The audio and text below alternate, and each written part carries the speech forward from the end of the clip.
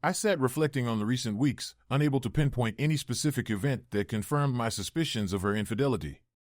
It was a culmination of small details that left me with a sense of unease. Something felt off, but I couldn't identify it precisely. I had no concrete evidence, no knowledge of who, what, or where it might be happening, if it was happening at all. I began to question my own sanity, wondering if I was exaggerating or imagining scenarios of her cheating. But my gut instincts told me otherwise.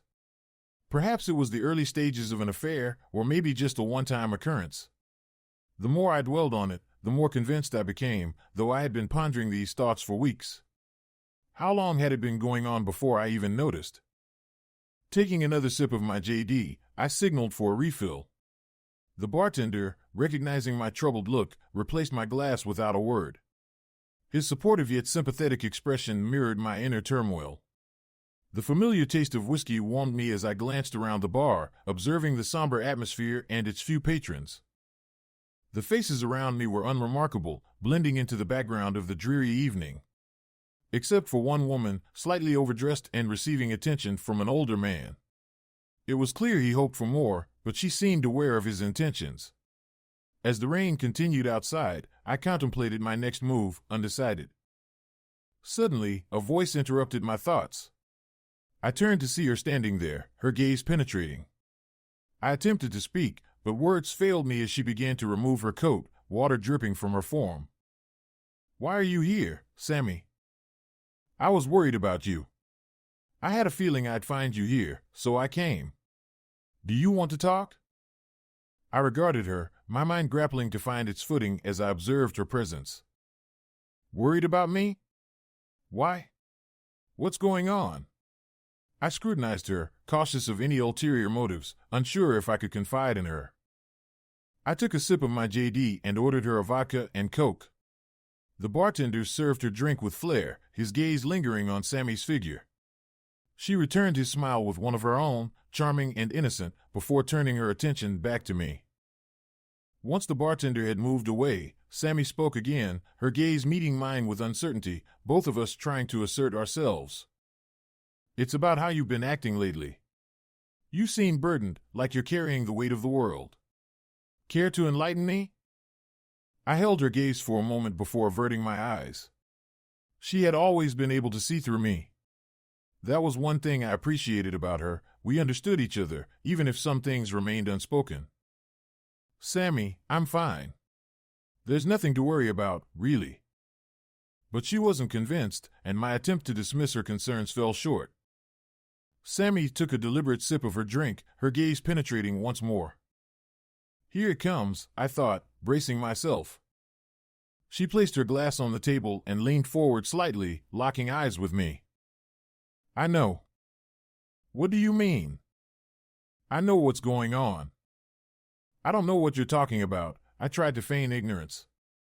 "Steve, for God's sake, I know. So let's be honest with each other and cut the crap."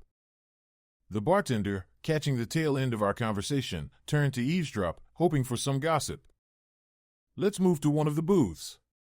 "This is too public," Sammy suggested. I saw the bartender's disappointment as we rose and made our way to a secluded booth, facing each other like adversaries waiting for the next move. "All right, spill it. What do you think you know?" I challenged. "Nice try, Steve. You can't fool me. We've known each other too long. I know you need to talk, so come on, out with it," Sammy urged. I had known Sammy since she was 17, always around, and once harboring a crush on me when I dated her sister, Claire. Claire, 3 years my senior, and I began dating at 20. Sammy and I always got along, much to Claire's annoyance. They were as different as night and day, though they shared a fiery temper that often led to sibling clashes. After 2 years, Claire and I married, settling into what I thought was a promising future. We both had decent jobs, earning enough to live comfortably, at the very least. Sammy, my sister-in-law, had enjoyed her youth and was now, at 25, seeking something more mature. She had matured into someone any guy would be fortunate to know, in my opinion. Claire and I had been married for 5 years, with our anniversary approaching in a month. That is, if we make it that far, I'm used. Sammy, an attractive woman and a friend as well as my sister-in-law, looked at me with concern. Tears welled in my eyes as I struggled to articulate my feelings, her words I know echoing in my mind. Reaching across the table, Sammy's fingers intertwined with mine, offering comfort and support as my heart slowly shattered. "All right, Steve, if you won't say it, I will. She's cheating on you. I think you know it, and I certainly do. Now, what are you going to do about it?" Sammy's words pierced through my denial, forcing me to confront the painful truth. My eyes widened, but I continued to resist acceptance, desperately clinging to denial. If I didn't truly know, then it couldn't be happening, and I wouldn't have to face it. Sammy observed my glassy-eyed expression, her frustration evident. "Steve, snap out of it." "I'm sure it's just a misunderstanding or something," I deflected, attempting to deceive both Sammy and myself. Sammy's fury ignited, and she slapped me hard across the face. The bartender paused, concern evident in his gaze. "Is everything all right?" he inquired. I raised my hand, trying to dismiss his concern. "Yeah, everything's fine here." As I gingerly touched my cheek, still stinging from Sammy's blow, I could almost feel the imprint of her hand lingering there. "Steve, I'm sorry, but sometimes you frustrate me. You know how much I care about you, and I can't stand to see you hurt like this." "It's time to face reality and take action," Sammy urged, her tone firm. I swallowed hard, the sting from her slap still lingering as the gravity of my situation sank in. "All right, I'll start. I'm sure you've had your suspicions, but here's what happened. A few weeks ago, I was with her when she received a call on her phone. She left the room to take it, which struck me as odd. Afterward, I checked her phone, no lock code. Can you believe it? The call was from a guy saved as Robert in her contacts. I didn't recognize any Robert or Bob, so I kept an eye out for any further contact," Sammy explained, her voice tinged with frustration. "So who is this Robert guy?" I inquired, racking my brain for any hint of familiarity. "After about a week, I found out. He's someone she knew years ago, before she met you. It seems he reached out to her through a social media or chat site, and they've been messaging for a while now," she continued. "But I had no idea about any of this. I just noticed little things that seemed to keep us apart," I confessed, feeling a surge of realization. Sammy's incredulous look cut through me. "Steve, seriously? Open your eyes." Reality began to set in, and I braced myself for what was coming next. "How far do you think it's gone? Do you know?" I pressed, my anger simmering beneath the surface. Sammy hesitated, her fleeting glance away confirming my suspicions. "When? How? Where?" I demanded, my mind racing with a mix of emotions, logic, reason, and primal fury, all vying for dominance. "I know she's met him at least 3 times over the past 2 weeks. I wasn't certain at first, but I only confirmed it 2 days ago. I had lunch with one of my girlfriends from Claire's office, and she let something slip. I didn't react then, but she met him twice for lunch and at least once for dinner last week. Does that match what you've noticed?" Sammy explained, her voice tinged with frustration.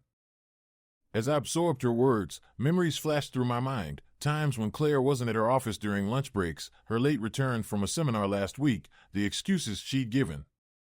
Each detail added to the pain gnawing at my heart. "Fuck this!" I erupted suddenly, my anger boiling over. Sammy's concerned gaze met mine. "Steve, what's your plan? Don't do anything rash that could land you in trouble." But my resolve was set. "I won't tolerate this. It ends now. I won't have a cheating wife in my life. They'll both pay." My fury surged, muscles tensing, fists clenching. I wasn't prone to violence, but in that moment, it felt like the only response. "Steve, calm down. Think before you act. Rushing in without a plan will only make things worse," Sammy urged, her words penetrating my rage. Her advice tempered my anger, grounding me in reality. "Do you think she's with him now?" I asked, meeting Sammy's tear-filled eyes. "Yes, I'm certain she is. That's why I came looking for you," she confirmed. Rage bubbled within me once more. I slammed my fist on the table, drawing glances from others in the bar. With a nod to the bartender, I signaled for another drink. How did he seem to understand without a word spoken? Do you have any idea where? I asked, a glimmer of hope in my voice. I don't know yet, but I'll meet my friend tomorrow and gather as much information as I can. I know he's married with kids, but I still need to figure out where he lives. I'll do my best to find out, Sammy assured me. I squeezed her hand gratefully, wiping away a tear from her cheek. Thank you, Sammy. I know this isn't easy for you, but I truly appreciate your help. What's your plan? Sammy's concern was palpable. I can't do what I want right away, but I'll end this. When I do, there will be consequences. I'll gather evidence and secure what's rightfully mine, I explained firmly. As the bartender refilled our drinks, Sammy seemed eager to speak. I gestured for her to wait until he left, slipping him a generous tip before turning back to Sammy. I'll make some calls tomorrow while I sort out my assets. She won't get a penny from me, I vowed. It'll be hard to be around her, Sammy noted, finishing her drink quickly. I know, but it's been tense between us for weeks. If she hasn't noticed by now, she won't see any changes, I replied. Sammy stood, preparing to leave. I'll find out what I can and talk to you tomorrow, Steve. I helped her with her coat, feeling a pang of sadness as she reminded me so much of her sister. After she left, I was left alone, contemplating my next move. One thing was certain, they would pay for their betrayal, swiftly and decisively. The memory fades after that. I woke up in my bed, feeling awful, with no sign of Claire. As I stumbled downstairs, my thoughts raced, trying to piece together the events of the previous night. I stumbled to the bathroom, trying to shake off the effects of last night's JD. Descending the stairs, every joint protested, my body ached with the aftermath of alcohol. In the kitchen, she greeted me. Hey there, what happened last night? You look rough, she remarked. Wouldn't you like to know? Just caught up with an old friend, got carried away, I replied, pouring myself some orange juice and downing it quickly. Who was it? Anyone I know, she inquired. My mind raced. Nah, doubt it. Bob, an old college buddy. Haven't seen him in ages, he's in town for work, I answered, watching for any reaction. Bob? Doesn't ring a bell, she said, a hint of confusion in her expression. Well, as long as you had a good time. Strike one. As she sat across from me, I recalled my conversation with Sammy the previous night. So, what about you? Anything interesting last night? When did you get home? I asked, scrutinizing her. She met my gaze, lying effortlessly. Just work stuff, grabbed a bite and a drink with colleagues. Home by 9:30. Was worried about you, but then remembered your late meeting, she replied smoothly. But I knew she wasn't home by then, I was still there at 10. Strike two. I've got errands to run, might be late tonight. Bob mentioned catching up, I informed her. You should invite him over. It's nice to reconnect with old friends, she suggested, her face betraying nothing. Sure, I'll do that. You remember Bob, right? I prodded, sensing her unease. Her blank expression hinted at something hidden. Maybe it'll come back to me later. Now, hurry up or you'll be late. Need a ride? You had a few last night, she offered. No, I'll manage. Left my car at the bar. Thanks, though, I declined, heading upstairs to dress, fueled by orange juice and painkillers. 30 minutes later, I left as Claire prepared for her day. I had a mission ahead, this charade wouldn't last. Gritting my teeth, thoughts of Claire and Bob fueled my determination. I'd make him pay, crush the bastard. The workday was a whirlwind of calls and meetings, leaving me little time to address my personal turmoil. Finally, as the morning rush subsided, I seized a moment of solitude in my office. Checking my finances, I swiftly secured my assets and arranged a meeting with a solicitor to explore divorce options. With no children, I hoped for a clean split, should it come to that. My mind fixated on one condition for reconciliation: Claire's confession and genuine remorse. Without it, our relationship was doomed. The prospect saddened me deeply as I reflected on the day's actions. Gathering more intel on Bob became imperative. Did I need concrete evidence, or was mere knowledge of their affair enough to bring them down? Interrupting my thoughts, the phone rang. "Hello?" I answered brusquely. "It's Sammy." "How are you holding up, Steve?" "Busy sorting through things, but I've started taking steps," I replied, grateful for her update. Sammy shared newfound details about Bob: his name, marital status, address, and workplace. Her friend had spotted Claire and Bob together, confirming suspicions of an affair. My gut churned with anger and hurt. "Did she see them together?" I asked, urgency creeping into my tone. "Yes, at the Ramada. They lingered after a seminar, looking cozy," Sammy confirmed. "At least there's some evidence." "Maybe there's CCTV footage," I mused aloud, jotting down Bob's details. Within minutes, I located Bob's social media profile, a photo triggering a sense of déjà vu. Where had I seen that face before? Glancing at the clock, I realized it was nearly lunchtime. With a surge of cold determination, I dialed Claire's number, bracing myself for the confrontation. Her voice, sweet as ever, greeted me when she answered. "Hi, honey," she chirped. "Hey, babe, free for lunch?" "I thought we could catch up," I suggested, masking my turmoil. "Sorry, got a meeting in 30 minutes. Quick bite at the deli next door," she replied. "Ah, work stuff. What's the meeting about?" I asked, though I already dreaded the answer. "Just routine with a new client." "A Mr. Stone's," she casually dropped the bomb. Her words pierced me, fueling my rage. "Honey, gotta go." "Have a good one," I forced out, choking on bitterness. "Love you," she signed off. "Bye," I spat before slamming the phone down. Strike 3. The fury boiled within me, visions of revenge consuming my thoughts. Lost in my anger, I barely noticed my secretary's entrance. "Steve, grabbing lunch." "Want anything?" she offered.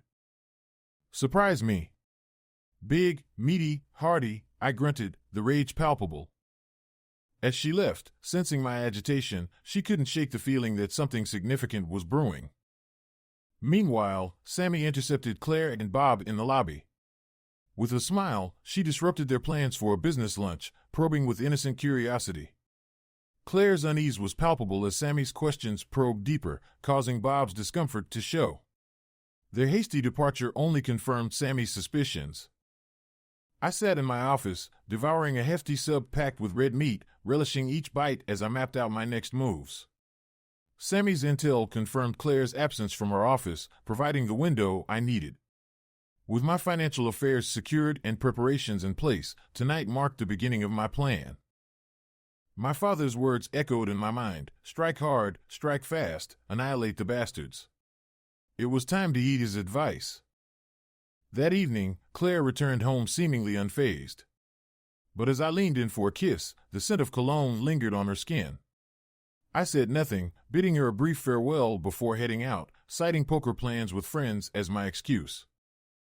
Arriving at Jerry's, a longtime friend with a penchant for the rougher side of life, I geared up in dark overalls and a ski mask.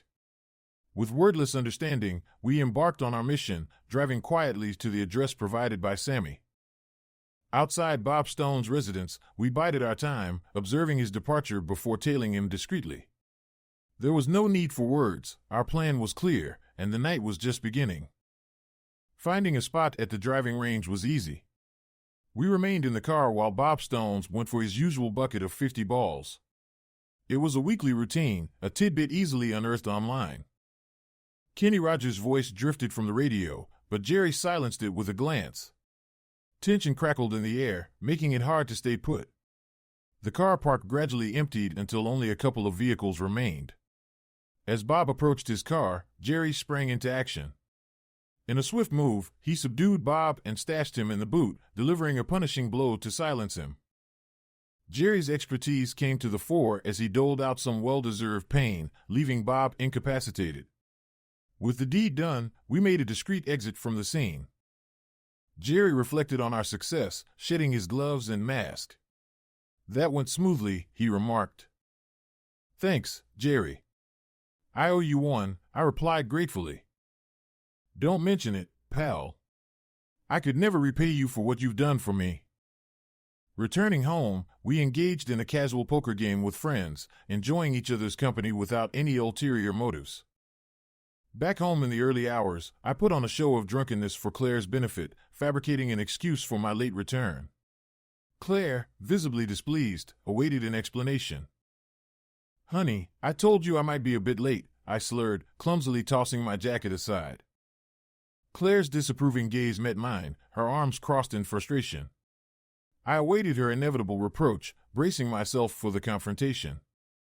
"What's up, Steve? You've been acting strange lately. Is something going on?" Claire's concern was evident in her voice. I chuckled inwardly, feeling the rage simmering within me. It took effort to suppress it. "Everything's fine, honey. Just going through a rough patch, that's all." "It'll pass soon," I replied, trying to maintain a calm facade. Claire's eyes betrayed her uncertainty as she processed my words. There was suspicion lingering beneath the surface. We retired to bed, and I feigned sleep almost immediately, avoiding the confrontation Claire seemed eager to have. The next morning, Claire was already up, brewing coffee. I descended the stairs, putting on a show of being hungover. "Morning, love. Got anything for this pounding head?" I joked, accepting the headache remedy Claire tossed my way. She seemed subdued, her phone lying on the table catching my eye. I could sense her apprehension as I glanced at it. Without a word, I picked it up, noting her fleeting panic. "Phone's low on battery. Wouldn't want to miss any important messages," I quipped before retreating to get dressed.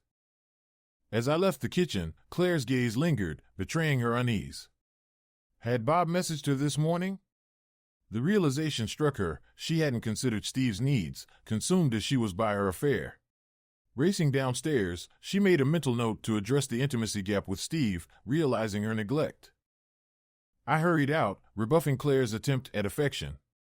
There would be no reconciliation today. On my way to work, I decided to play a little mind game, sending Claire a cryptic text. The ensuing chaos would be amusing, to say the least.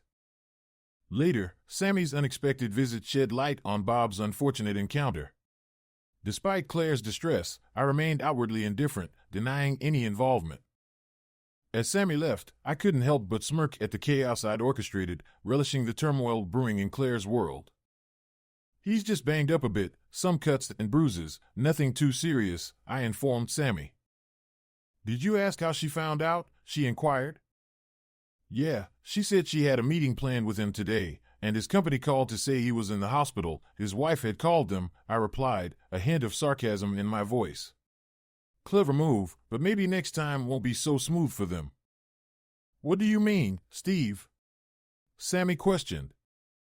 "Accidents happen in unexpected places," I remarked cryptically. That evening, I returned home to find Claire absent, her car gone and no message left. Annoyed, I called her. "Where are you, love?" I greeted her cheerfully. "Oh, I'm at the hospital visiting a friend. Won't be long, on my way now," she responded. "All right, take care. See you soon, lover." "Love you." Bye. I ended the call before she could reply. When Claire returned half an hour later, she looked worn out. I casually inquired about her friend's condition over coffee, hiding my suspicion. "One of my company's reps was assaulted the other night," Claire mentioned, gauging my reaction. "Really? What happened?" I feigned surprise. "He was beaten and left in his car overnight," she explained. "Thankfully, Bob wasn't hurt too badly. Seems like a random attack." Strike 4. I thought to myself, realizing she'd lied about not knowing Bob. Claire caught my gaze and panicked, hastily retreating to change. I suspected she'd be making a call soon, but to whom? Deciding to accelerate my plan, I informed Claire I had to step out briefly. I headed to Bob's home and was met by his wife. "Mrs. Stones, I have some sensitive information to share about your husband," I began, watching her expression shift from curiosity to dread. As I revealed the affair, her anguish was palpable, tears streaming down her face as she processed the betrayal. "I knew it. I knew he was at it again," she exclaimed angrily. "I'm filing for divorce. Claire's had enough chances to come clean, and I can't take her lies anymore. I don't know how long it's been going on, but I'm convinced she's betrayed me, and that's unforgivable," I declared firmly. "Does this have anything to do with the beating he took the other night?" she inquired. "I honestly don't know. I didn't lay a finger on him. This has all happened so fast, I'm still in shock myself. Whoever did it, well, let's just say I'm not losing sleep over it," I responded, feeling a weight lift off my shoulders. "Could he have been involved with another man's wife too?" "Nothing surprises me." "Well, he can keep his sorry arse on the other side of my front door. We moved back here to get away from his philandering," she ranted. Leaving her to vent, I provided her with the locksmith's and solicitor's numbers, recognizing the mess I was leaving behind. I drove to the hospital, arriving in record time. Making my way to Bob Stone's room, I found him bandaged and bruised. "You don't recognize me, Bob?"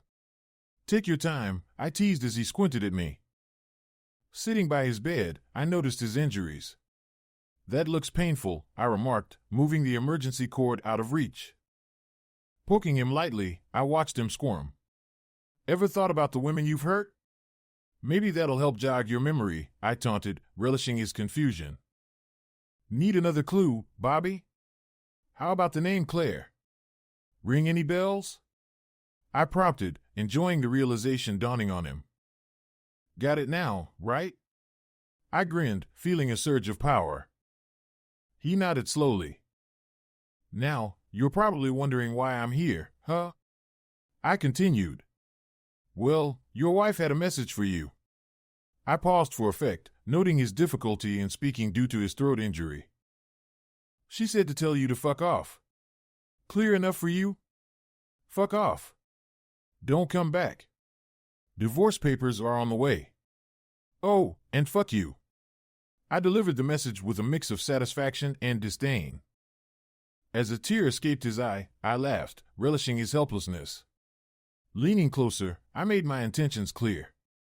"I'm divorcing my wife because she messed around with scum like you. And this is just the beginning for you. We'll cross paths again, and I'll make sure you suffer as much as I have. So, start running. And just so you know, I didn't do this to you." With a swift punch to his eye and another to his groin, he screamed and passed out. Satisfied, I left the ward unnoticed, a smirk on my face. Driving home, my rage simmered beneath the surface. Retribution had begun, and there was no turning back. Though ending my marriage was painful, I took solace in knowing that those who hurt me would suffer even more. Bob Stone's was just the beginning. Parking in the driveway, I tapped Claire's car absent-mindedly before entering the house. Each step weighed heavy with the weight of impending confrontation. In the living room, Claire sat anxiously, sensing the impending storm. As I poured myself a drink, her fear was palpable. I sat down, meeting her gaze, and took a sip, savoring the tension in the air. I remained silent as I lifted my drink to my lips, savoring the taste of the whiskey as it flowed down my throat. My gaze remained fixed on Claire, who awaited my response impatiently. I took another sip, the silence between us pregnant with unspoken words. Despite the pain she had caused me, my heart still held a flicker of affection for her.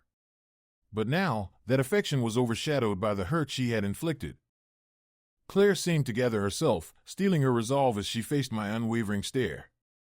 The tension in the room thickened, each passing moment laden with unspoken tension. "Where were you?" Claire's voice broke the silence, her concern evident in her eyes. I took another deliberate sip of my drink, relishing in her discomfort. "What's wrong with you, Steve?" she demanded, frustration creeping into her tone. I savored the taste of the whiskey, enjoying Claire's growing agitation. "I'll tell you where I went," I finally spoke, my tone measured. "But first, I want to know where you've been." Claire hesitated, her eyes darting as she weighed her options. I told you, I was at the hospital visiting a friend, she retorted defensively. I took another slow sip of my drink, maintaining my calm demeanor. Really? I replied casually. Care to try again? Fear flickered in Claire's eyes as she sensed my resolve. I was with a friend, she insisted, her voice trembling slightly. Enough of this nonsense, I interjected firmly. I went to see a friend myself. We had a rather enlightening conversation about her husband, Bob Stones. Claire's composure wavered as my words hit their mark. What about him? She asked, her voice barely a whisper. It seems he's had an accident, I continued, relishing in her discomfort. Nothing too serious, thankfully. But I thought you might find it interesting. It seems her husband has been unfaithful, I explained calmly, watching Claire's reaction closely. Her gasp echoed through the room, her expression a mix of shock and panic. Are you all right? Can I get you something to drink? I offered, trying to maintain a semblance of normalcy. Do you know anything about Bob Stone's affairs? I asked gently, sipping my drink as I waited for a response. She struggled to find words, her mouth opening and closing without producing any sound. Let me help you, I said, locking eyes with her. I know. Her eyes widened in disbelief, her hand flying to her mouth as the truth sank in. I know about you and Bob, I continued, my tone steady despite the storm of emotions inside me. I've known for a while. So if you have anything to say, now's the time.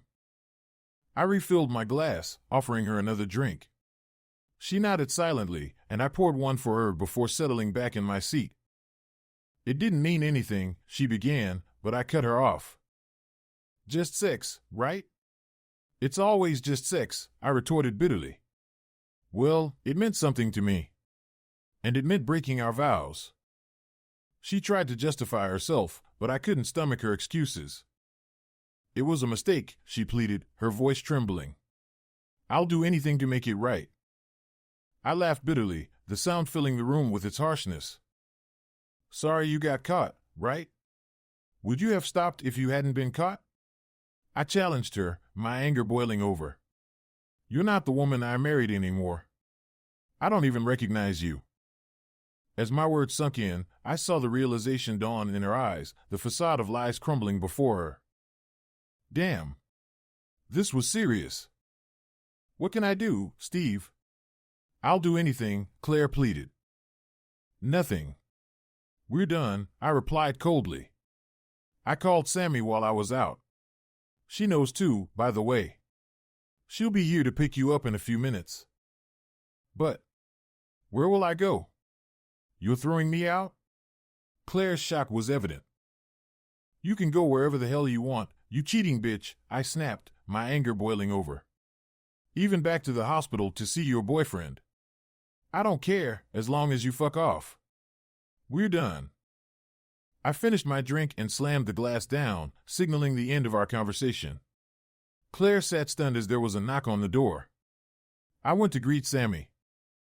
How did it go? She asked as we entered the lounge, her gaze shifting to her sobbing sister.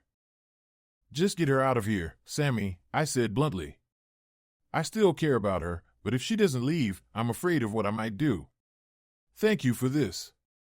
I'll be in touch soon. As Sammy packed up Claire's belongings, I poured another drink, listening to my wife's sobs as her sister efficiently prepared her for departure. In less than 10 minutes, Claire was gone.